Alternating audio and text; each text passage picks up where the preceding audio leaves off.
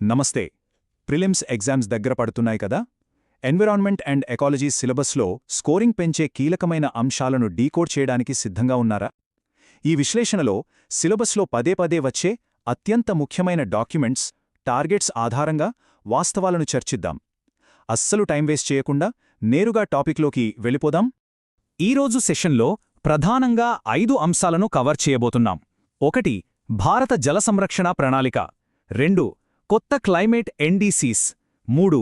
2035 లక్ష్యాల వెనుక ఉన్న వాస్తవాల విశ్లేషణ. 4. ప్రపంచ పర్యావరణ ఒప్పందాలు. చివరగా ఒక పీవైక్యూ ఛాలెంజ్. ఈ పద్ధతిలో విభాగాలుగా చదివితే ఫ్యాక్ట్స్ చాలా సులభంగా గుర్తుంటాయి. ముందుగా మొదటి విభాగం భారత జల సంరక్షణ ప్రణాళిక. ప్రిలిమ్స్లో ఈ టాపిక్ నుండి తరచుగా స్టేట్మెంట్ బేస్డ్ ప్రశ్నలు రావడం సహజం. అందుకే ప్రైమరీ సోర్సెస్ నుండి చదవడం అనేది అసలైన గేమ్ చేంజర్. ఉదాహరణకు లోక్సభలో ఇచ్చిన ఈ అధికారిక సమాధానం చూడండి. National plan for conservation of aquatic ecosystems అంటే సింపుల్గా ఎన్పీసీఏ ఏర్పాటుకు సంబంధించిన స్పష్టమైన వివరాలు ఇందులో దొరుకుతాయి. ఇక్కడ గమనించాల్సిన ఒక ఆసక్తికరమైన విషయం ఫండింగ్ ప్యాటర్న్. గతంలో నేషనల్ లేక్ కన్జర్వేషన్ ప్లాన్, అలాగే నేషనల్ వెట్లాండ్ కన్జర్వేషన్ ప్రోగ్రామ్ అని 2 వేర్వేరు పథకాలుండేవి. వీటన్నిటినీ సమన్వయం చేయడానికి 2013లో ఈ రెండింటినీ కలిపేసి ఎన్పీసీ అని ఏర్పాటు చేశారు. అయితే ఇక్కడ గుర్తుంచుకోవాల్సిన కీలకమైన పాయింట్ ఏంటంటే కేంద్ర, రాష్ట్ర ప్రభుత్వాల మధ్య ఖర్చుల పంపిణీ 70-30 నిష్పత్తిలో ఉంటుంది. అదే నార్త్ ఈస్టర్న్ స్టేట్స్కైతే ఈ రేషియో 90:10గా ఉంటుంది. ఇది ఖచ్చితంగా మైండ్లో పెట్టుకోవాలి. ఇక పర్యావరణ మంత్రిత్వ శాఖ చిత్తడి నేలల పునరుజ్జీవనం కోసం ఫాలో అవుతున్న 4 అంచెల విధానం చాలా స్మార్ట్గా ఉంటుంది. మొదట బేస్లైన్ డేటాతో కూడిన వెట్లాండ్ బ్రీఫ్ డాక్యుమెంట్ తయారు చేస్తారు. ఆ తర్వాత వాటి పరిస్థితిని ఎనలైజ్ చేయడానికి ఒక వెట్లాండ్ హెల్త్ కార్డ్. 3వది ప్రజల భాగస్వామ్యం పెంచడానికి వెట్లాండ్ మిత్రాస్ నెట్వర్క్. చివరగా వీటన్నింటినీ కలుపుతూ ఒక ఇంటిగ్రేటెడ్ మేనేజ్మెంట్ ప్లాన్. ఈ 4 స్టెప్స్ ఖచ్చితంగా ఆర్డర్లో గుర్తుండాలి. సరే, ఇప్పుడు నేషనల్ బౌండరీస్ దాటి ఇంటర్నేషనల్ కమిట్మెంట్స్ వైపు వెళ్దాం. 2వ విభాగం భారతదేశ కొత్త క్లైమేట్ ఎన్డీసీస్. పారిస్ అగ్రిమెంట్ కింద 2031 నుండి 2035 టైం పీరియడ్కు గాను యూనియన్ క్యాబినెట్ రీసెంట్గా ఆమోదించిన లక్ష్యాల్లో మొదటిది 47%. అంటే 2005 బేస్లైన్తో పోలిస్తే 2035 నాటికి దేశ జీడీపీ ఎమిషన్స్ ఇంటెన్సిటీని అనగా ఉద్గార తీవ్రతను ఏకంగా 47% తగ్గించాలి. గతంలో ఈ టార్గెట్ 45%గా ఉండేది కదా. ఇప్పుడు దాన్ని మరింత పెంచడం జరిగింది. ఇక 2వ టార్గెట్ ఇన్స్టాల్డ్ కెపాసిటీకి సంబంధించింది. వాస్తవానికి 2030 నాటికి నాన్ ఫాసిల్ ఇంధనాల వాటాను 50%కి చేర్చాలని లక్ష్యంగా పెట్టుకున్నారు. కాని సర్ప్రైజింగ్గా ఫిబ్రవరి 2026 నాటికే 52.57% సాధించి ముందు వరుసలో నిలిచాం. అందుకే ఇప్పుడు 2035 నాటికి ఆ లక్ష్యాన్ని 60%కి రివైజ్ చేయడం జరిగింది. నిజంగా ఇదొక పెద్ద ముందడుగు. 3వ మరియు అతిపెద్ద లక్ష్యం కార్బన్ సింక్. 2035 నాటికి దేశంలో అడవులు, చెట్ల పెంపకం ద్వారా సుమారు 3.5 నుండి 4.0 బిలియన్ టన్నుల కార్బన్ డయాక్సైడ్కు సమానమైన అదనపు కార్బన్ సింక్ను క్రియేట్ చేయాలన్నది టార్గెట్. ఇక్కడ కూడా కన్ఫ్యూజ్ కాకుండా గుర్తుంచుకోవాల్సిన బేస్లైన్ సంవత్సరం 2005. అయితే ఈ నంబర్స్ చూసి సంబరపడిపోతే సరిపోదు కదా. 3వ విభాగంలోకి ఎంటరవుదాం. అదే 2035 లక్ష్యాల విశ్లేషణ. అసలు ఈ భారీ టార్గెట్స్ వెనుకున్న రియాలిటీ ఏంటి? ఎమిషన్స్ ఇంటెన్సిటీ గురించి మాట్లాడుకున్నాం కదా. ఇక్కడొక ఆసక్తికరమైన డిబేట్ నడుస్తోంది. ఆర్థిక వృద్ధికి ఎమిషన్స్కి లింక్ కట్ చేశామని అఫీషియల్గా చెబుతున్నారు. కానీ అనలిస్ట్స్ పాయింట్ ఆఫ్ వ్యూ వేరుగా ఉంది.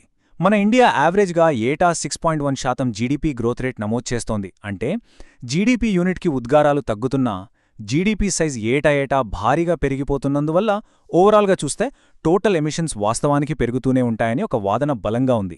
పవర్ సెక్టార్ని అనలైజ్ చేస్తే మరో వాస్తవం కనిపిస్తోంది. ఇన్స్టాల్డ్ కెపాసిటీకి, యాక్చువల్ జనరేషన్కి మధ్య ఉన్న డిఫరెన్స్ ఇక్కడ క్యాచ్ చేయాలి. నాన్ ఫాసిల్ ఇన్స్టాల్డ్ కెపాసిటీ 52%కి పైగా ఉందన్నది ఎంత నిజమో, ఆ కెపాసిటీ అంతా 24 గంటలు కరెంటును ప్రొడ్యూస్ చేయలేదు అన్నది అంతే నిజం. అందుకే జనవరి 2026 నాటి రియాలిటీ ఏంటంటే వాస్తవంగా ఉత్పత్తవుతున్న విద్యుత్తులో 69% ఇప్పటికీ బొగ్గు ఆధారిత థర్మల్ ప్లాంట్ల నుంచే వస్తోంది. ఇక కార్బన్ సింక్ విషయానికొస్తే అటవీ విస్తీర్ణం అద్భుతంగా పెరుగుతోందని forest survey of India data చెబుతోంది. కానీ పర్యావరణవేత్తలు ఇక్కడే ఒక పాయింట్ రైజ్ చేస్తున్నారు. ఎఫ్ఎస్సిఐ వాడే డెఫినిషన్లో కమర్షియల్ ప్లాంటేషన్స్ అనగా వాణిజ్య తోటలను కూడా అడవులుగానే లెక్కిస్తున్నారు. దీనివల్ల అసలు నష్టం కవరవుతోందన్నది ప్రధాన ఆందోళన. లెక్కల ప్రకారం చూస్తే 2015-2024 మధ్యకాలంలో ఏకంగా 1.3 మిలియన్ హెక్టార్ల దట్టమైన సహజ అడవులను కోల్పోయామన్నది కాదనలేని నిజం. సరే, ఇప్పుడు సిలబస్లోనే ఫైనల్ పార్ట్కి షిఫ్ట్ అవుదాం. 4వ విభాగం ప్రపంచ పర్యావరణ ఒప్పందాలు. ప్రిలిమ్స్లో మ్యాచ్ ది ఫాలోవింగ్ క్వశ్చన్స్కి ఈ క్రొనాలజీ చాలా క్రూషియల్. దీని మైండ్లో ప్రింట్ చేసేసుకోండి. 1971 రామ్సర్ కన్వెన్షన్ వెట్లాండ్స్కి సంబంధించింది. 1987 మాంట్రియాల్ ప్రోటోకాల్ ఓజోన్ పొర రక్షణ. 1989 బేసెల్ కన్వెన్షన్ ప్రమాదకర వ్యర్థాల రవాణా నిరోధం. 1992 ఎర్త్ సమ్మిట్లో పుట్టినవి యుఎన్ఎఫ్సిసి మరియు సిబిడి. ఇక 2001 స్టాక్హోమ్ కన్వెన్షన్ పర్యావరణంలో ఏళ్ల తరబడి ఉండిపోయే హానికరమైన పిఓపిస్ నియంత్రణ కోసం. కన్వెన్షన్ పేరు, దాని ఫోకస్ ఏరియా ఈ రెండు ఇన్స్టెంట్గా లింక్ అవ్వాలి. ఈ యుఎన్ఎఫ్సిసి గొడుగు కింద ఉన్న 2 ముఖ్యమైన ఒప్పందాల మధ్య క్లారిటీ ఉండటం పక్కాగా అవసరం.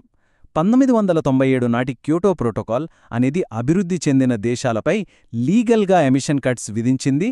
అలాగే క్లీన్ డెవలప్మెంట్ మెకానిజం లేదా సిడిఎంని పరిచయం చేసింది. దీనికి భిన్నంగా 2015 ప్యారిస్ అగ్రిమెంట్ గ్లోబల్ టెంపరేచర్ని 2 డిగ్రీల లోపు ఉంచాలనే యూనివర్సల్ టార్గెట్ పెట్టింది. దేశాలకు స్వేచ్ఛనిచ్చే నేషనలీ డిటర్మైన్డ్ కాంట్రిబ్యూషన్స్ కాన్సెప్ట్ ఇందులోనిదే. ఇక కన్వెన్షన్ ఆన్ బయలాజికల్ డైవర్సిటీ లేదా సిబిడి 1992 నాటి ఈ ఒప్పందానికి బేసిక్గా 3 పిల్లర్సున్నాయి: జీవ వైవిధ్య సంరక్షణ, సస్టైనబుల్ యూజ్ మరియు జెనెటిక్ వనరుల ద్వారా వచ్చే లాభాలను అందరికీ న్యాయంగా పంచడం. ఈ పునాది మీదే ఫ్యూచర్లో నాగోయా ప్రోటోకాల్ లాంటివి ఫామ్ అయ్యాయి. ఈ లిస్ట్ కంప్లీట్ చేయడానికి మరో 2 ఇంపార్టెంట్ ట్రీటీస్ని కవర్ చేద్దాం. బ్యాన్ కన్వెన్షన్ అనగానే మైగ్రేటరీ స్పీసీస్ అంటే వలసజాతుల సంరక్షణ గుర్తుకు రావాలి. అలాగే 1994 నాటి యుఎన్సిసిడి అనగానే ఎడారీకరణను అరికట్టడం ఫ్లాష్ అవ్వాలి. ఇందులో స్థానిక ప్రజల భాగస్వామ్యంతో కింది స్థాయి నుండి పైకి వెళ్లే బాటమ్ అప్ అప్రోచ్ వాడటం దీని స్పెషాలిటీ. ఇప్పటివరకు నేర్చుకున్నది ఎంతవరకు గుర్తుంది? 5వ విభాగం పీవైక్యూ ఛాలెంజ్లోకి వెళ్దాం. ఈ పాత యూపీఎస్సీ ప్రిలిమ్స్ క్వశ్చన్ చూడండి. ఓజోన్ పొరను దెబ్బతీసే పదార్థాల వాడకాన్ని నియంత్రించడానికి, దశలవారీగా తొలగించడానికి ఈ క్రింది వాటిలో ఏది సంబంధించింది? Option A Bretton Woods, B Montreal protocol, C Kyoto protocol, D Nagoya protocol. ఏంటి ఆన్సర్? గెస్ చేయండి చూద్దాం. అవును, మీరనుకున్నది కరెక్టే. Right answer option B Montreal protocol. International treaties and టార్గెట్స్ని ఇలా స్ట్రక్చర్డ్గా మైండ్లో పెట్టుకుంటే ఎగ్జామ్లో అస్సలు కన్ఫ్యూజ్ అవ్వరు. అయితే ఈ సెషన్ను ముగించే ముందు ఒక ఆలోచన.